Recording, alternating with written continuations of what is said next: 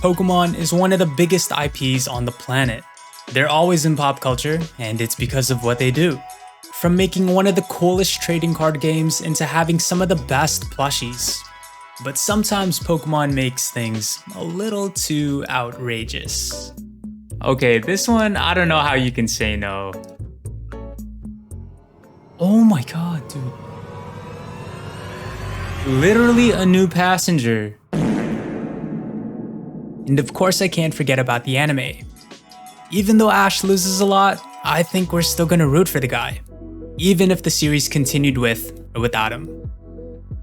But their biggest market has gotta be what they started out with, and it's Game Freak and their games. Over the years, Game Freak grew their competitive side. They've had some of the weirdest designs, and even released hardware like the Pokewalker, which probably has my Entei still inside. But you know, for myself, the formula has been getting stale. Get the 8 badges, beat the Pokemon League, and that's it. And now we're at Generation 9. For what might have been the most unready Pokemon game on release, Scarlet and Violet turned out to be one of the funnest Pokemon games that I've ever played. I understand the critiques about the game too though. The choppy frame rates, the texture renders, how awkward this game is without voice acting. But a standout knock for me is how lifeless most of the cities can be. I've logged over 100 hours into this game, and it's hard for me to remember more than one city name. It's even harder when most cities don't have much to do. I know you can say that about other gens, but I think the issue is more present here than before. I feel like we went from talking to every NPC to know what they do, to like none at all. There just isn't a need to. Most buildings you can't get into, and I was either there to fight my rival or beat the gym. Previous games had Snowpoint hosting a legendary, Lily Cove with the contest hall, Sootopolis with its Cave of Origin, and one of the most frustrating gym challenges. Game Freak made these cities and NPCs with a purpose. They add to a game's story and charm, and that gives them life. But I don't really see the same treatment for Paldea. Now this critique isn't Gen 9 specific, but it's continued here too. And it's that legendary Pokemon don't feel that legendary anymore. Before you get mad, the story for the box cover legends, I loved it. But for the Ruinous Quartet, getting them was pretty much copy and paste and a chore. They're all caught the same way, and the capture area was underwhelming. I mean, come on. This is literally a hole and a pile of dirt. We can't even get in the hole. In older games, I appreciated that legendaries had their own subplots. Shaman had one of the longest roads of just flowers, but still pretty cool. And even the OG Regis. 98% of us don't even understand Braille, but we definitely know the Regis. Up until now, Game Freak still comes back to the idea of adding a new one. People can tell when effort is put into something, and it's magnified even more when it's Pokemon. The details create memorable Pokemon, and that's what I feel a legendary should be. And after all of that, how can I mention that Gen 9 was such a fun mainline Pokemon game? I know I mentioned the formula getting boring for me, and at first I thought it was because I was getting older. But it's really the way they go about it that didn't evolve.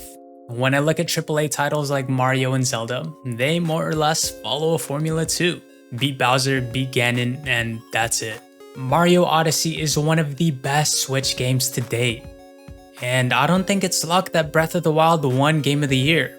These two titles get so much praise because even though they do the same thing, they do it in new and exciting ways. It's how they get to the end that makes these games so good. And I think Gen 9 followed that too. Now, do I think it holds up to those games? I think it's safe to say that there's some things that should be fixed. I still had so much fun playing though, because Game Freak finally gave us an open world. I felt like I got to play this title differently for once. They took out old mechanics and took a risk on a game that's new and fresh.